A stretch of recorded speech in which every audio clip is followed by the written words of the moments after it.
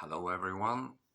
It's January 3rd, 2025, and I have, for the past couple of days, tried to elaborate on future videos uh, on my TikTok account. Um, when I look at my previous videos, I think it's about 50 to 60 of them. Most videos reach somewhere around 500 views, and the range is 300 to 2000, I think, typical. Uh, but the distribution is skewed towards 300.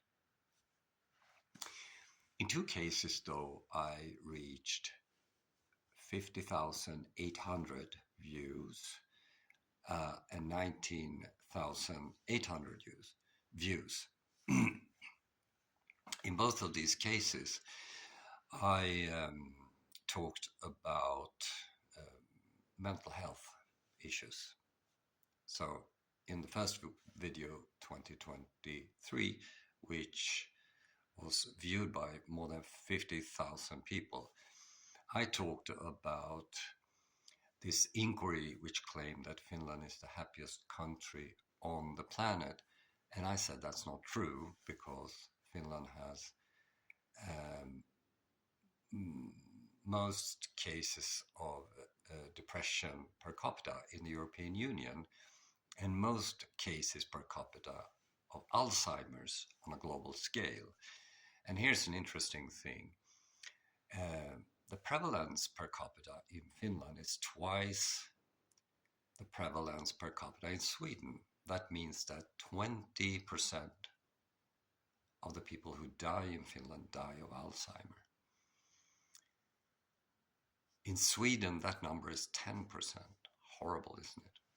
In the second video, I talked about the challenges Finland has and why they may not be able to solve those issues. And I based that video on a recent paper that described why we as a species are a bit overconfident about our assessments and decision making, and then reluctant to admit that we are wrong.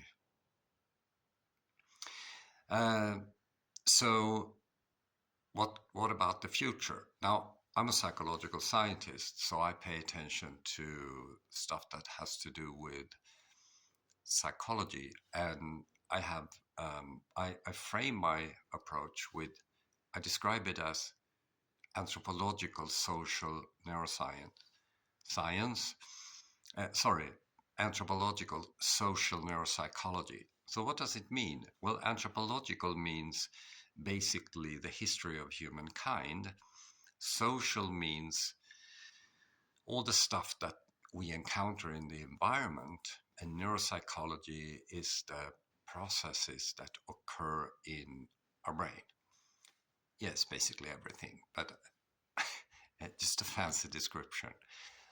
But I also published a video a couple of days ago, the previous one, about, I asked the question, did J.P. Guilford and Cecil Mays ever meet?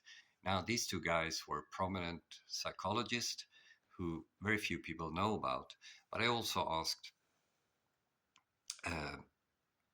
about historical framing, how we sort of think about things. And I use the example of Sigmund Freud, who many people believe was a psychologist, but he was a physician by training and therefore more likely a psychiatrist.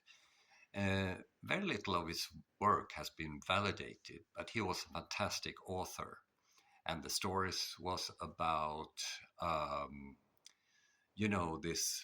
the girl with the red hat and the wolf, and he used analogies from the classic Greek literature and stuff like that. Fantastic storyteller, but he was not a psychologist, I tell you that.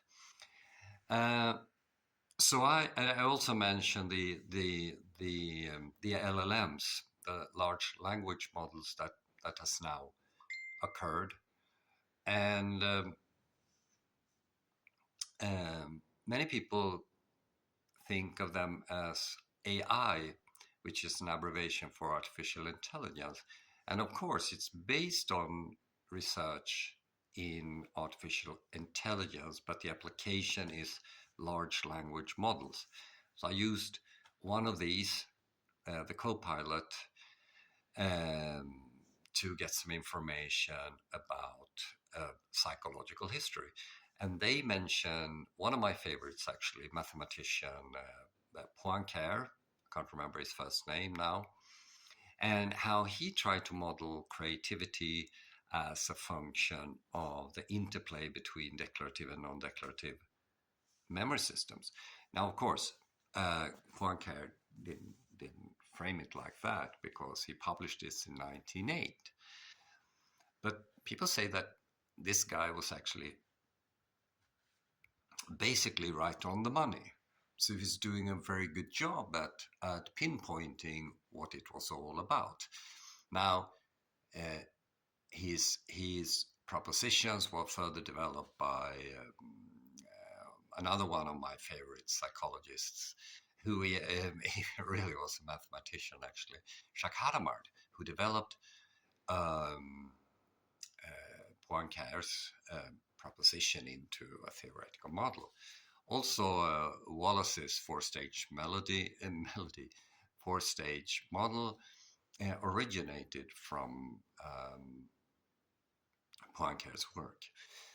So I probably want to talk about this interplay between declarative and non-declarative memory, and also more about um, health issues, and because I believe that psychoeducation uh, for large groups is a fantastic tool to improve your own life situation. And obviously, it becomes much cheaper if you have 100 people in the audience, as opposed to you pay one person a fee for advice. So I'm in Helsingfors, but I can travel anywhere where there's a crowd of people who are willing to pay a small fee for psychoeducation. So, and I'm also looking for an organizer for that. Interesting. Hope to see you. Bye bye.